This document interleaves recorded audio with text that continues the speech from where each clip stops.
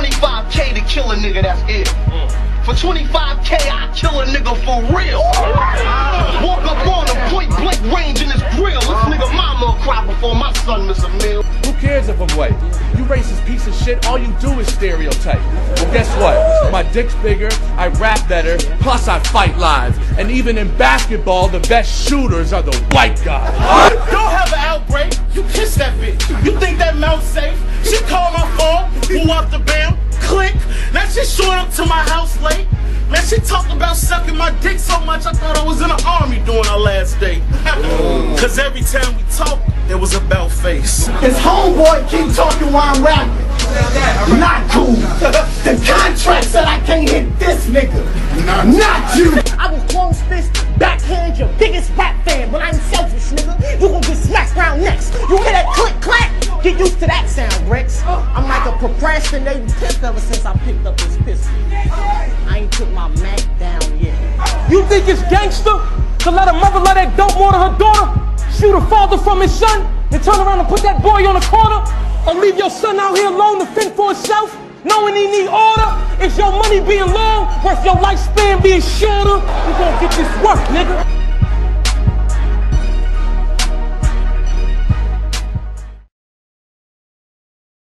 You racist piece of shit. I can't believe this prick. You the type who supports Obama only because of his skin color and not because of his leadership. Better get your act right. You probably had a heart attack when you heard Obama was half white. It's your boy Chris, Unbias Review, checking in about the breakdown, Crome versus Arsonal. This was on the Ozone Battle League. I'm not really sure if a lot of people are subscribed to that particular channel. And this battle's been out probably about 6 days. It only has like 25,000 views. It really wasn't a great battle, to be honest. It was kind of like a little bit one-sided. Arsonal was way more versatile than Crome, but nonetheless, I wanted to bring a little bit of light. Just want to start off by saying Happy New Year to everyone. I hope 2013 is more prosperous for you than 2012. So let's just get into it, man. Round one, Crome kind of worked the same angles over and over again in his rounds, and that was one thing that I didn't really like about this particular battle. In round one, he discussed how Arsonal only uses gun bars. A lot of American rappers only use gun bars. His name is Crome, so they always on his dick, and they got his dick in their mouth because they always talking about guns, and his name is after a gun. So that's the angle that he took. You know what I'm saying? He kept saying Arsonal was nothing without gun bars. You always talk about how there's 1,000 different ways to kill people. That doesn't make sense. You know, just basically that was his entire round. So the round was only like 2 or 3 minutes long, but he worked one particular angle the entire round. Arsonal comes back in round one. He has a crazy Crome rebuttal. Alright, since you said I gotta keep your name in my mouth and rap about Crome, so I'm gonna say, you similar to a vagina. I mean the hole that stretched to push out a baby.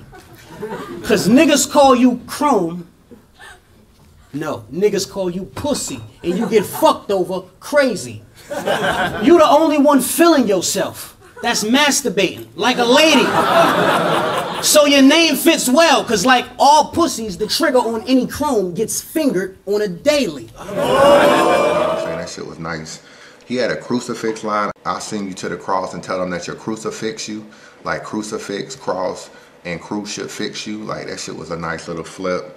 Being Arsonal is something being Arsonal for 24 hours is something you'll love to do. If I jumped out of my body and you jumped in, you would love it because being in your body, you're not too comfortable. I like that line a lot. That shit was nice. Arsonal was just way more versatile. I clearly gave the first round to Arsonal. Crome comes back in round two. Obviously, he had the Crome angle in round one. He comes back in this round. He plays the race angle. He talks about how Arsonal is a racist. He doesn't refer to white battlers as their name. He always just says that white guy or whatever the case may be. And so just another way his angles were kind of weak. I felt like Pat Stay had already touched on that angle a little bit, and he just worked that angle the entire round. You had a heart attack when you found out Obama was half white. Your favorite movie is Men in Black. Your favorite game is Black Ops 2. Your favorite group is Black Eyed Peas. You know what I'm saying? Your favorite album is a black album. That was pretty much, he had some shit. You know how Arsonal was like I scratch my balls and I touch your face. He kind of was saying some little joke about that. I scratch my balls and then I tap your face. Remember that? I scratch my balls And then I scratch my balls, and then I tap your face. And then I ask you how my balls actually taste. That shit was kind of corny, you know, and he just kept talking about how Arsonal was promoting this battle really heavy on Twitter and stuff. So I let the black man do all the work. I'm DJ Khaled. You know how DJ Khaled comes out with a song, but he's not really featured on it. He may have done the beat or he may have done the hook, but it's always other rappers doing the actual rapping. So he had a crazy Tiger Woods scheme though. But I'm the one who told Tiger Woods' Swedish wife he cheated with that blonde skank. I wanted to fuck with you, so I thought that if I fuck his marriage up, it'll cause a crack and he'll have some sort of collapse and lose his A game and fall back and all that, just so we white people can finally get to have our golf back. It was kind of nice how he set that up. I won't really front. And that was pretty much his round two. Arsonal comes back in round two. He takes Crome to class with Battle Rap 101. His whole he got very lyrical during this particular portion of the battle. I'm giving you the chance of a lifetime to shine and come with your best shit. You neglect it, get rejected, and I feel oh so disrespected. So every line that you design, I'ma find and disconnect it. Every rhyme you ever felt was kinda sick, I disinfected. Your lack of effort made me say F it. This whole lane I have perfected. This Battle Rap 101, nigga, class is in session, now you get tested. Like he was just taking them through each class and got his bars were crazy during that time. He broke down Crome like chromium on a periodic table and broke down his name. That shit was fire. It shows the versatility of how Arsonal is. He said, you got AIDS, so just accept it. Magic Johnson money couldn't nurse you back to health. Your financial AIDS is not accepted. Financial aid, money, and AIDS, like the disease, the way he flipped that shit was nice.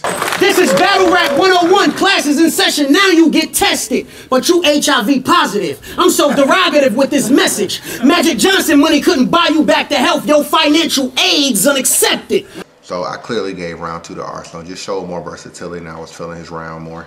Crome comes back in round three. His round three was pretty decent. You know, he kept talking about how Ars always tries to be the man. He's very conceited and he walks around thinking he's the shit. He worked that angle a little bit. He talked about how he always saying he beat Hollow on Fight Club, but Fight Club was 8 years ago. We don't talk about Fight Club anymore. And I'm tired of you talking about Hollow the Dawn and how you chalked him out in Fight Club. What's the first and the second rule of Fight Club? We do not talk about Fight Club. So hush now. It's been 8 years. Could you please shut the fuck up now? You sound like Al Bundy when he talks about those 3 touchdowns. That shit was kind of funny when he said that, how he always goes over time in battles, which is pretty much true, how he's gained weight. If he hasn't gained weight in the body, he's gained weight in the face. And you only hear because disaster costs too much. I thought that was a nice little line. I felt like Crome got a little bit more versatile in round three. I will admit he didn't really stick to the typical angles about you're a fake crip, you didn't know shotgun, trick punked you. What other angles? Like, he didn't really work those angles. So it was at least a little bit good that Crome gave you a different type of battle, but nonetheless, he just was not lyrical enough to fuck with Arsonal. Round three, Arsonal choke. This is really one of the worst chokes that I've seen. Like, that shit, like, this nigga spun around and he get pulled out his phone, talking about psych, I'm on Twitter. Oh my God. You can have that. That ain't even what I'm mad at. Did you choke? No, I ain't choke. Let me see. I'm a freestyle. Do it. Do it? Get him. Get up. Tell him. Get up.